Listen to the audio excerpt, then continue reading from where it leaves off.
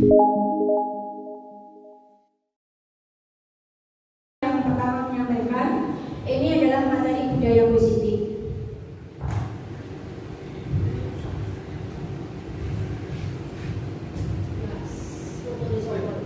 Karena sama kewajibannya dengan seorang pendidik.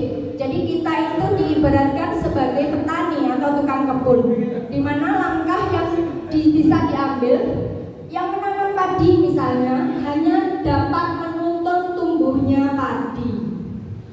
Dengan cara apa? Ia dapat memperbaiki kondisi tanah, kemudian memelihara tanaman padi, memberi pupuk dan air, membasmi ulat-ulat tanaman padi dan lain sebagainya. Perubahan paradigma teori kontrol atau ilusi kontrol. Guru biasanya ada tidak yang begini, le garapen, cang ganteng garapen, nek ora iso ngono kancamu. Itu saya, sumpah itu saya. Terus kemudian mungkin ada yang bilang, ayo, kowe nek ora garap nyanyi, kowe nek ora garap bijimu tak kurangi, kowe nek jawab salamku bijimu tak tambah. Seperti itu, ada seperti itu. Bismillahirrahmanirrahim. Assalamualaikum warahmatullahi wabarakatuh.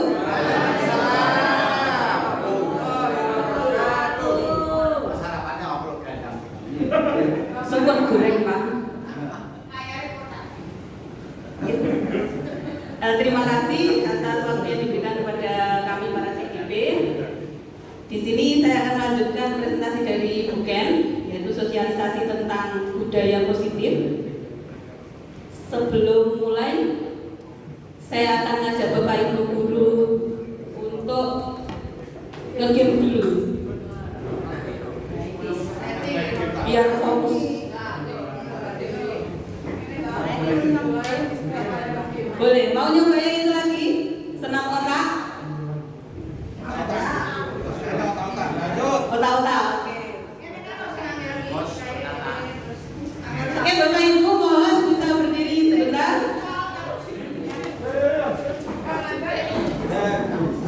Mohon ini bisa dikabulkan, bisa tidak.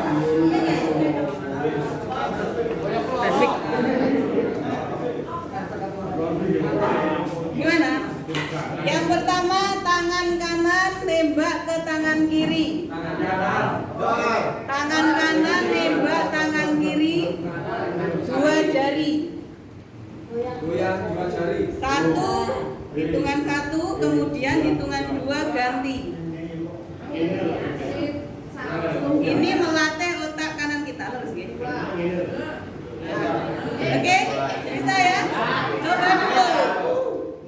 Coba langsung, mulai langsung aja ya. Oke. Musik. Saya nggak menyediakan musik. Musik. Oke, yang pertama, tangan kanan nembak ke tangan kiri, dua jari. Ayo Pak Bimo, Thomas 5 jari.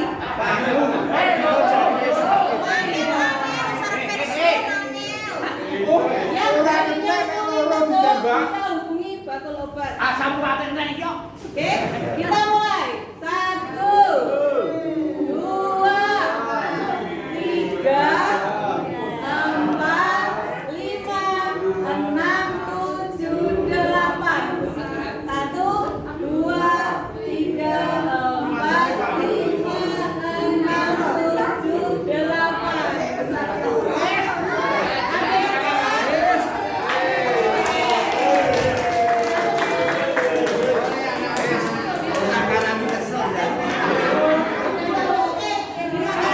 Boleh duduk kembali Bapak Ibu. Berikutnya sedikit pemanasan lagi. Enggak duduk aja. Bisa sambil duduk. Nah, sedikit gerakan. Oke, siap nggih? Bapak, saya nggak bisa nyanyi. Oke, gamenya, aturannya di sini ada lingkaran. Warnanya apa Bapak Ibu? Aturannya nanti yang Bapak Ibu sebutkan itu adalah warnanya, bukan tulisannya. Oke? Siap ya? Yang salah nanti nyanyi.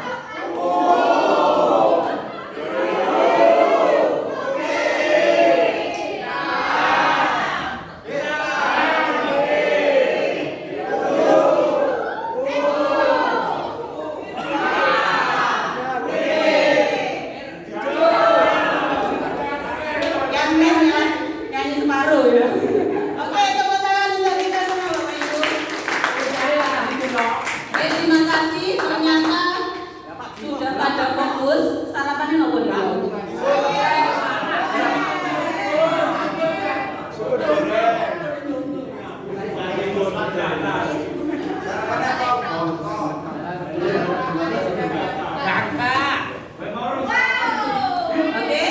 ini saya melanjutkan presentasi dari Buken tadi tentang budaya positif. Sudah diulas apa itu budaya positif oleh Buken. Ini bagian saya, keyakinan kelas, hukuman, penghargaan, dan kebutuhan dasar manusia.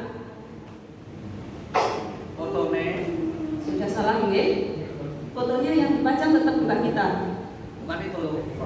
Nah, tujuannya ini nanti kita diharapkan dapat memahami bahwa tindakan murid itu sebenarnya untuk memenuhi kebutuhan dasar mereka. Tadi sudah dijelaskan juga bahwa semua yang dilakukan orang itu baik positif maupun negatif itu pasti punya alasan.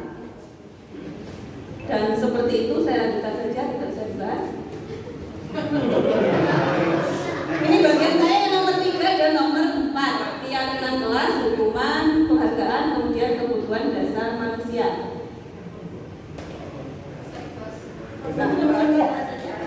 Ini tadi sudah ditampilkan oleh Buken.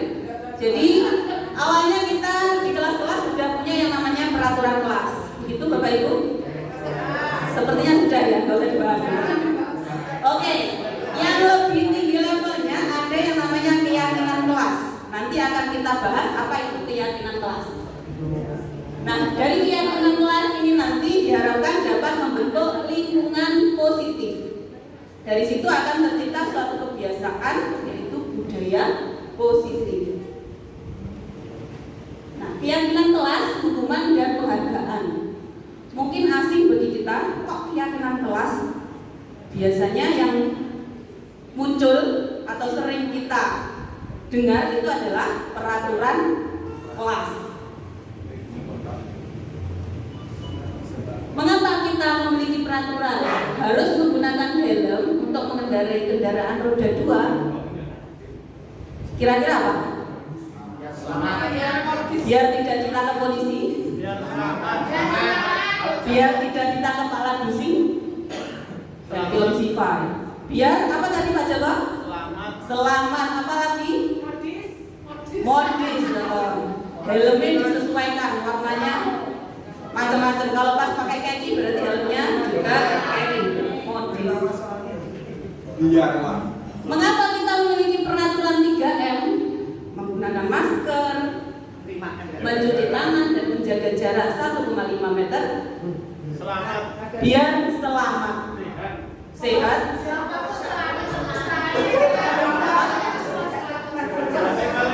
Biar tidak didenda kalau ketemu pala dusing. Itu selamat uangnya ya Bu Didin. Mengapa kita memiliki peraturan harus datang tepat waktu pada saat mengikuti pelatihan? Biar selamat. Kabeh selamat. Oke. Ternyata itu semua menuju peraturan-peraturan itu menuju ke sesuatu kebajikan yang kita yakini, yang bisa mendorong kita lebih termotivasi lagi untuk melakukan peraturan itu. Nah, kita yakin bahwa pakai helm nanti bisa selamat, menjaga jarak, dan sebagainya 3M itu bisa bawa keselamatan. Nah, ini untuk mendukung motivasi intrinsik. Ya, tadi sudah disinggung sama Buken. Kembali ke nilai-nilai atau keyakinan-keyakinan lebih menggerakkan seseorang dibandingkan mengikuti serangkaian peraturan-peraturan. Kalau kita pakai helm tidak yakin selamat, ya wes kadang kita tidak mau pakai helm. Tapi kalau kita ingat kepala ini adalah aset kita yang paling besar, yang paling utama, kita harus merawatnya, menjaganya, maka demi keselamatan kita akan mau memakai helm. Nah, jantung saya seperti saya orang kredit mau ke Jambon, kadang orang helman dirapikan. Kenapa? Karena yakin. Nah, Bu Nurul kemana-mana pakai helm. Kalau nggak pakai helm biasanya pas diantar oleh abah. Asep kasih belakang atau helmnya. Nah, itu karena suatu keyakinan yang positif akan lebih memotivasi seseorang secara intrinsik dari dirinya sendiri untuk melakukan kebaikan, melakukan dari sekedar aturan-aturan. Nah, Bapak Ibu, kiri dan kanan ada A dan B. Mana yang merupakan peraturan, mana yang merupakan keyakinan?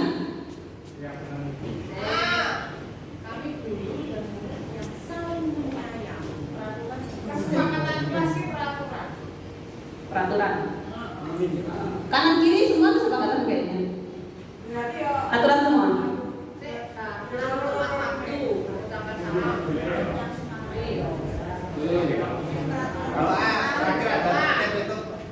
Anak? Yang peraturan yang A apa B? Yang keyakinan? B. Oke. Sudah masuk sepertinya. Oke, kita lanjutkan. Selalu kembalikan buku ke tempatnya. Peraturan? Nanti kita cek. Dilarang mengganggu orang lain? Dilarang. Ada kata dilarang ya? Hadir di sekolah 15 menit sebelum pembelajaran dimulai. Sambil disimpan ya jawabannya tadi apa, nanti kita cocokkan yang benar semua dan nanti dapat hadiah dari Pak Ismun. Makan siang. Oke, dilarang melakukan kekerasan. Dilarang menggunakan narkoba. Bergantian atau menunggu giliran? Gunakan masker. Jangan berlari di kelas atau koridor. Kita cek ya, benar apa salah jawabannya?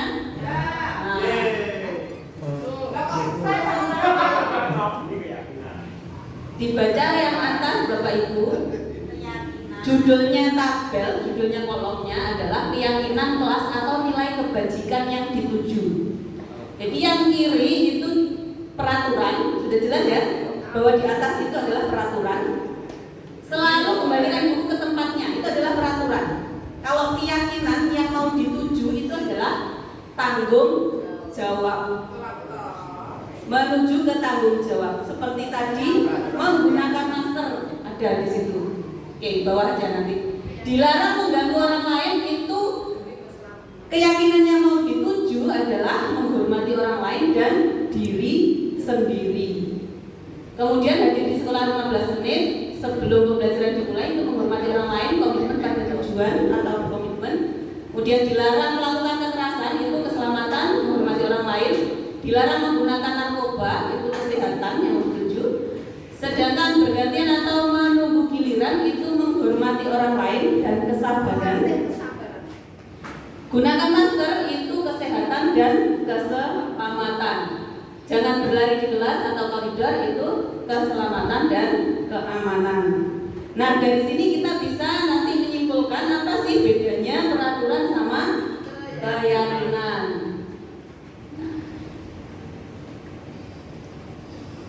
Keyakinan kelas ini bersifatnya lebih abstrak daripada peraturan yang lebih rinci dan konkret. Seperti tadi, menggunakan masker itu lebih konkret, sedangkan keselamatan dan keamanan itu lebih abstrak, lebih bersifat universal. Keyakinan kelas berupa pernyataan-pernyataan universal, keselamatan, kesehatan, kenyamanan, tanggung jawab. Pernyataan keyakinan kelas senantiasa dibuat dalam bentuk positif. Jadi kata-kata dilarang tidak itu bisa dihilangkan. Keyakinan kelas sebenarnya tidak terlalu banyak sehingga mudah diingat dan dipahami oleh semua warga kelas. Nah, ini muaranya tadi dari materi-materi sebelumnya, nanti kita diharapkan bisa menyusun keyakinan kelas. Nah, dengan seperti ini, keyakinan kelas sebaiknya sesuatu yang dapat diterapkan di lingkungan tersebut. Nah, tadi keyakinan kelas adalah sesuatu keyakinan kebajikan universal. Jadi, insya Allah kalau kita menerapkan keyakinan kelas ini tidak akan bertentangan dengan tata tertib yang sudah ada di sekolah, karena sudah jelas kebaikannya. Yang kita tuju adalah nilai-nilai kebajikan. Kemudian semua warga kelas sebenarnya ikut berkontribusi dalam pembuatan keyakinan kelas lewat kegiatan curah pendapat.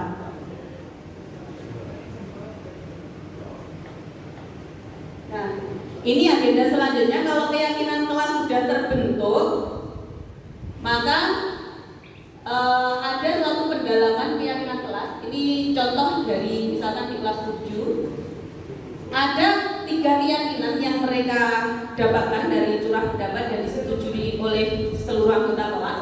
Misalkan hormat, bekerja, diterima dan dimiliki.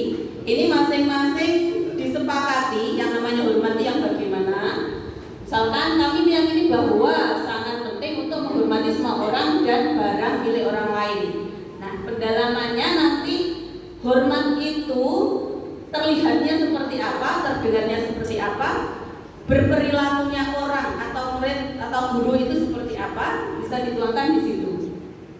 Kemudian yang tabel T yang sebelah kanan itu adalah tampak seperti dan tidak tampak seperti. Jadi misalkan hormat itu tampaknya begini, yang tidak hormat adalah begini. Contohnya yang bawah. Nah, contoh hormat terlihat bahwa orang itu berempati terhadap perasaan orang lain. Ini yang bisa kita tangkap dengan indera penglihatan kita. Kemudian memegang barang milik orang lain hanya dengan meminta izinnya. Itu kalau kita hormat. Bukan barang cuma-cumut, gitu Didin. Kemudian mendengarkan dengan seksama. Mendengarkan dengan seksama. Tampak kalau itu fokus mendengarkan yang bicara. Kemudian senantiasa berbuat baik dan mau berbagi. Didin banget ini. Biasanya berbagi-bagi. Kemudian terdengar, nah, satu orang berbicara, yuk saya bantu, terima kasih, maaf. Itu kan terdengarnya enak. Kemudian berperilakunya tersenyum ramah. Didin lagi, senyum sapa. Langsung assalamualaikum, lambaikan tangan kalau ketemu atau membungkuk. Itu adalah perilaku contoh perilaku. Yang lain mungkin nanti bisa dikembangkan sendiri. Nah, tampak seperti tidak tampak seperti. Yang tampak seperti misalkan datang tepat waktu, itu berarti hormat. Kalau anak mungkin datang waktu pelajaran tepat waktu, itu sudah merupakan suatu bentuk hormat kepada gurunya. Nanti gurunya sering telatan. Nah, itu tidak tampak seperti harusnya Pak. Dan nanti dalam pendalaman itu kita sepakati, oh harusnya gini, kalau yang namanya hormat seperti ini, yang tidak hormat seperti ini. Kemudian kalau bekerja itu tekun bekerja dan menyimak guru, tidak tampak sepertinya, tidak mendengarkan guru dan acuh tak acuh. Wes gurune ben ikut ngomong dhewe ning arep. Terus apa gitu, ngobrol karo kancane atau apa? Asal ngono dhewe. Angel. Yang lainnya nanti bisa dicermati sendiri. Iya. Ini rada males, gur dikrop ditempel, tidak mau mengetik. Dihukum oleh penghargaan. Nah, kadang kita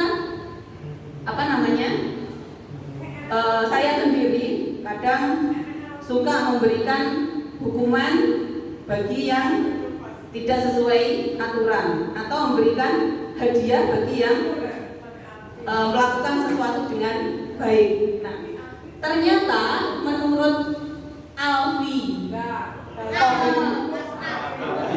Mas Alfi Kohen itu tetangga saya yang ada di mana itu?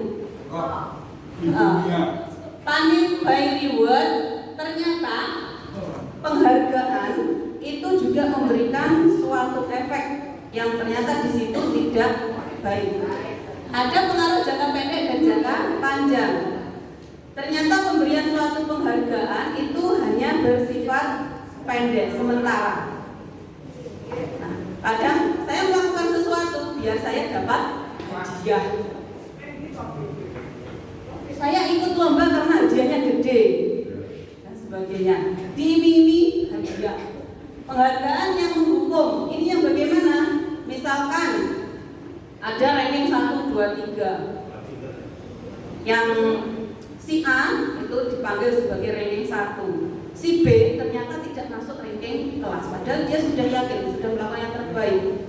Ternyata tidak jadi juara. Nah, itu penghargaan bagi para loser, para yang kalah itu bisa menjadi hukuman. Merasa seperti terpuruk. Kemudian penghargaan mengurangi ketepatan. Ini pernah diadakan penelitian kepada anak usia 9 tahun, anak laki-laki. Diberikan gambar-gambar. Nah, dia dikasih iming-iming. Nanti kalau benar bisa menyebutkan kesamaan gambar itu akan mendapat uang. Nah, ternyata dari dua kelompok yang diiming-imingi sama yang tidak diiming-imingi, jawabannya lebih tepat yang tidak diiming-imingi. Kemudian penghargaan tidak efektif. Ini ketika suatu anak diberikan penghargaan dia sangat semangat, tetapi ada suatu saatnya dia kalah. Nah, ini penghargaan menjadi tidak efektif lagi. Dia akan down. Downnya mungkin akan lebih daripada anak yang terbiasa tidak diberi penghargaan. Kemudian penghargaan merusak hubungan. Siji juara siji ora oleh juara, oleh permut-permutan. Itu mungkin kasus-kasus tertentu ya. Ini katanya Pak Abdi Kohon ya. Saya hanya menyampaikan karena di sini ya sebatas itu yang baru bisa saya sampaikan. Saya tangkap dari materi yang disampaikan oleh Ibu. Nah, tindakan guru ini apakah termasuk hukuman atau konsekuensi? Ada yang pernah melakukan itu Bapak Ibu? Mencatat 100 kali di dalam buku kalimat saya tidak akan terlambat lagi karena terlambat ke sekolah. Pernah melakukan seperti itu? Hukuman atau konsekuensi? Hukuman, oke.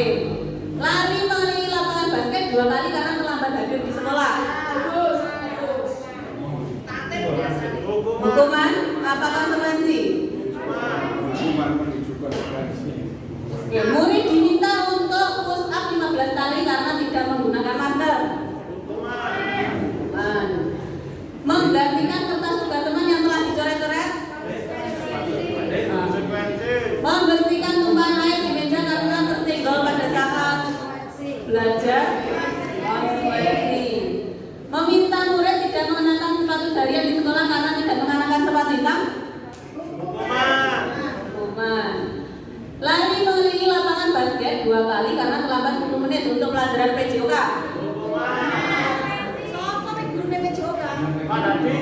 Oke, dari jawaban Bapak Ibu semua tadi bisa kita cek. Nah, nomor 1 hukuman. Terlambat tapi disuruh menulis 100 kali hukuman. Kemudian lari mengelilingi lapangan basket karena telat hukuman. Kalinya ada hukuman. Nah, yang paling bawah untuk lari mengelilingi lapangan basket 2 kali karena terlambat 10 menit pelajaran PJOK, bisa jadi itu adalah konsekuensi. Kenapa? Lah memang pelajarannya pas PJOK dan memang disuruh pemanasan umum di lapangan. Nah, bisa jadi itu konsekuensi. Dari situ bisa membedakan ya Bapak Ibu, hukuman dan konsekuensi. Ini sering kita lakukan. Nah, perbedaannya seperti itu. Untuk hukuman ini sesuatu yang menyakitkan harus terjadi. Tapi kalau konsekuensi sesuatu harus terjadi. Jadi tidak harus menyakitkan. Membuat anak sakit fisik maupun hati untuk jangka waktu lama. Sebenarnya diberikan hukuman itu bikin sakit hati, bisa juga sakit fisik. Dan disuruh menulis 100 kali kan juga juga. Kemudian untuk konsekuensi membuat anak merasa tidak nyaman dalam jangka waktu pendek. Tidak nyaman, contohnya tadi mengganti kertas yang dicoret-coret. Ya tidak nyaman sih, cuman kan sebentar saja sesuai dengan kesalahannya tadi. Kemudian anak membenci kedisiplinan ini untuk hukuman. Kemudian kalau konsekuensi malah menghargai kedisiplinan. Sedangkan hukuman itu bersifat paksaan.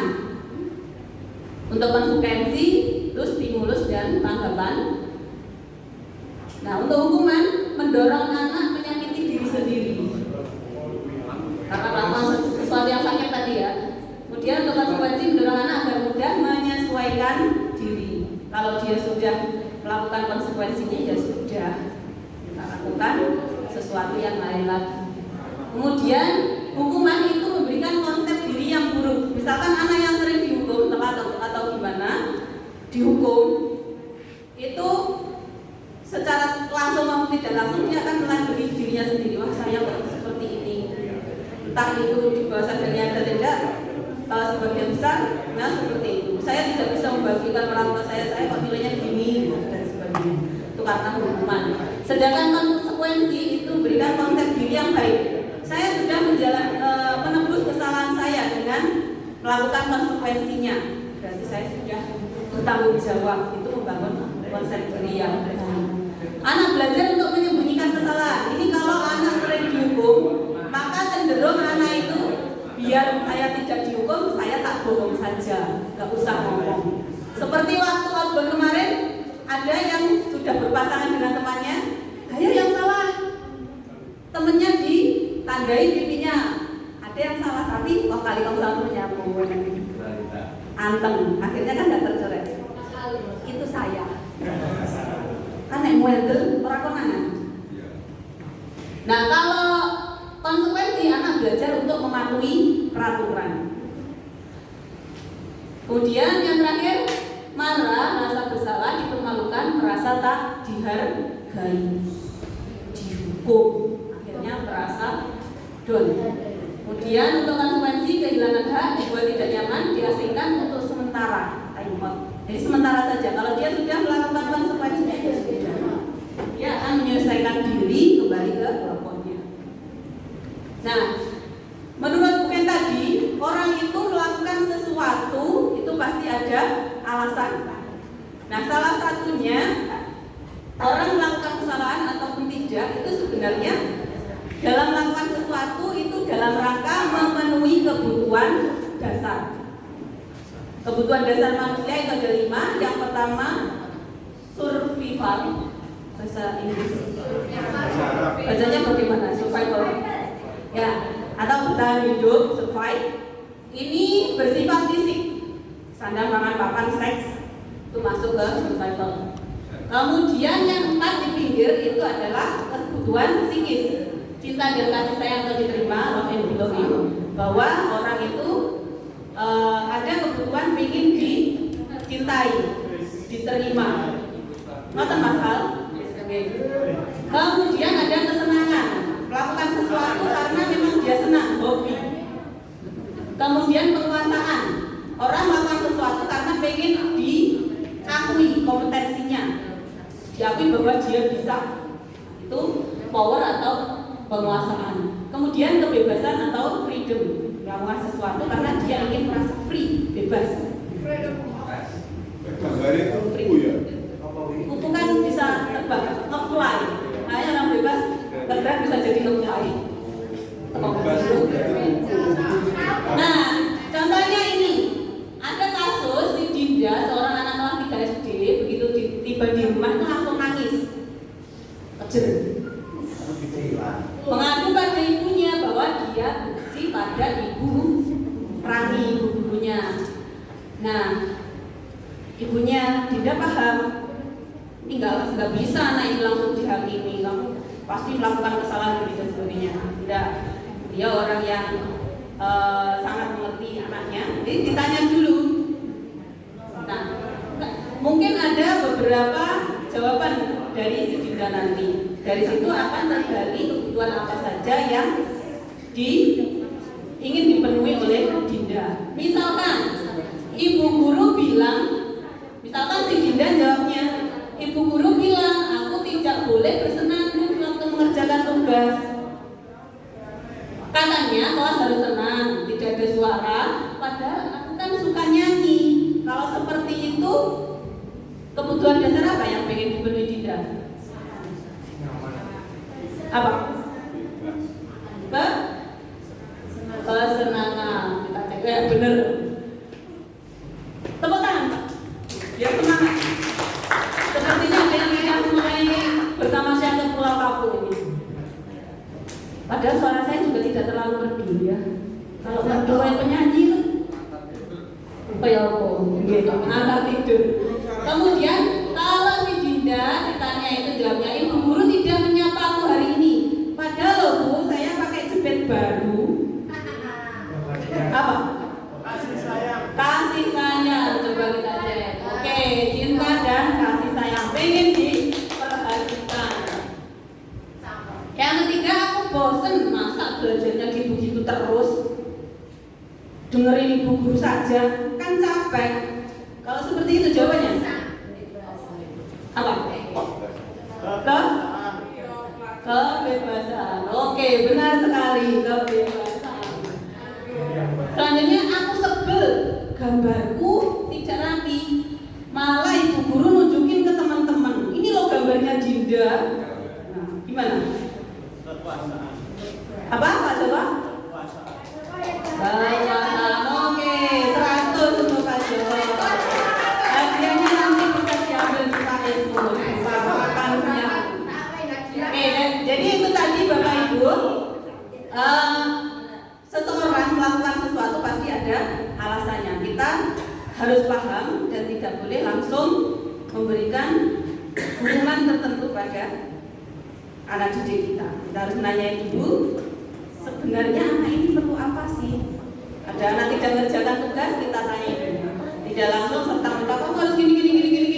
Tidak mengerjakan tugas, tulis. Saya tidak akan mengulangi lagi telat mengumpulkan tugas 100 kali. Bolak-balik 10 folio bergaris. Dan juga. Nah, jadi kita tanyain dulu seperti itu. Dan kita sedikit diharapkan bisa berproses dalam waktu dekat. Kita insya Allah melakukan membentuk keyakinan kelas bersama-sama. Menjalankan teori GP ini.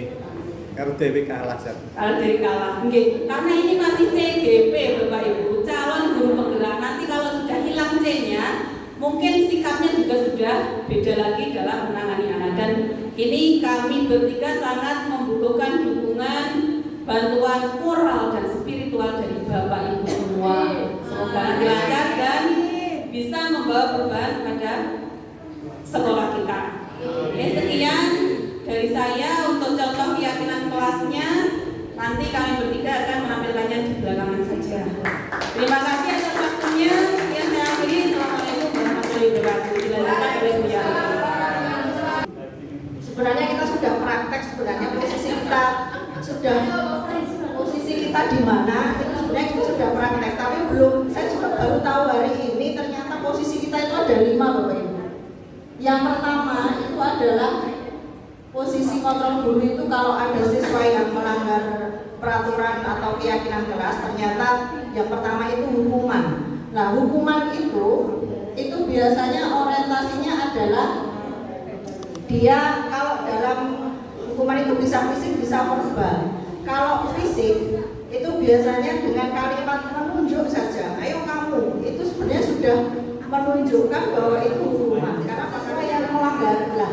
Segitiga restitusi ini kita penanganannya seperti di dalam segitiga restitusi. Jadi intinya kalau ada pelanggaran kita pakai segitiga restitusi itu insya Allah anak tidak akan mengulangi lagi. Ini bismillahirrahmanirrahim. Yang pertama adalah menstabilkan identitas, jadi tidak menyalahkan anak di dalam proses wawancara. Kemudian yang kedua adalah validasi tindakan yang salah. Justru kita menguatkan tata tertib kita nanti supaya kuat. Itu setiap kelas punya tanda tangan siswa. Kemudian ini kalimat ini juga dari siswa semua. Tapi perlu Bapak Ibu ingat, ini juga berlaku untuk Bapak Ibu guru ya. Jadi kalau siswanya terlambat kembali ke keyakinan kelas, kalau gurunya terlambat tidak apa-apa, itu tidak adil. Assalamualaikum warahmatullahi warahmatullahi wabarakatuh. Saya Rustiani Widiasih, rekan calon guru penggerak Ibu Rahardianti, Ibu Ken Rudatin, dan Ibu Purwaning Handayani. Mereka bertiga telah menerapkan keyakinan kelas di kelasnya masing-masing dan telah menghasilkan keyakinan kelas yang sudah disepakati kelas dan ditandatangani oleh seluruh siswa di kelasnya. Mereka juga telah melakukan sosialisasi budaya positif kepada seluruh Bapak Ibu guru, karyawan-karyawati di SMA Negeri 1 Badekan, sehingga semua wali kelas bisa menerapkan apa yang sudah mereka lakukan di seluruh kelas di SMA Negeri 1 Badekan. Ibu Rahardianti, Ibu Ken Rudatin, dan Ibu Purwaning Handayani sangat terbuka menerima masukan dari semua Bapak Ibu guru dan rekan kerjanya, sehingga menghasilkan kesepakatan kelas atau keyakinan kelas dan bisa diterima oleh semua guru-guru di SMA Negeri 1 Badekan. Harapannya kedepannya semoga mereka bertiga bisa menjadi katalis perubahan dan juga sukses dalam menyelesaikan program pendidikan guru penggerak.